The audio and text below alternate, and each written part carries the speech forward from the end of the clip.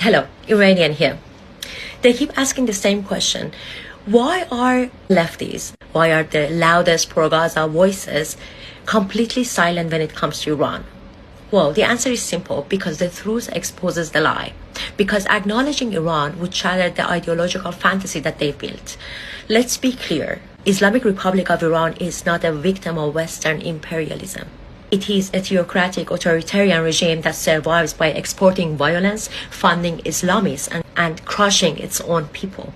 And yes, it funds Hamas, it funds Hezbollah, it funds all the little proxies around the region and around the world with Iranian people's money, not the government money, not the regime money, stolen money taken from the worker who cannot afford bread in Iran right now.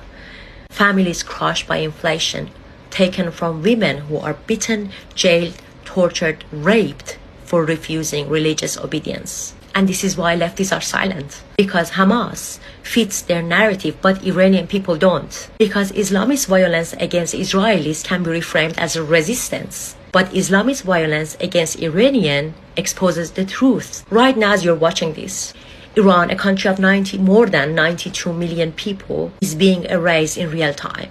Near total blackout for more than 24 hours. No internet, no call services, no connectivity whatsoever. And yet silence. No emergency protests on Western campuses, no hashtags, no solidarity statements, no megaphones, no tears. Because Iranian suffering does not fit their agenda. Because leftist movements today are not driven by human rights, they are driven by selective outrage and ideological loyalty. They will scream about censorship unless it's done by an Islamist regime. They will condemn the state violence unless it's wrapped in religious language. They will chant free Palestine, but they will never say free Iran, because that will require admitting something unforgivable. That political Islam is not liberation, it is domination. And that is exactly what's been happening in the West, by the way. That the Islamic Republic is not anti-imperialist, it is imperial toward its own people.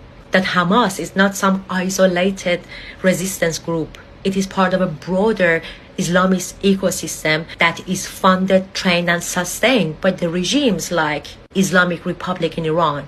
And here's the part that they do not want to hear.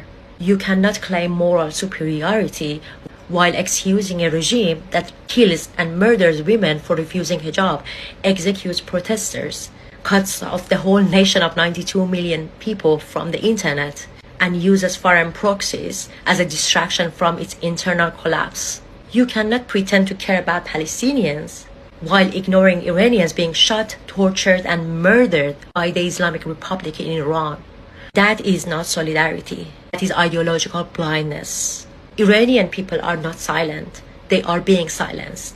And the silence from the Western left, well, that's a choice.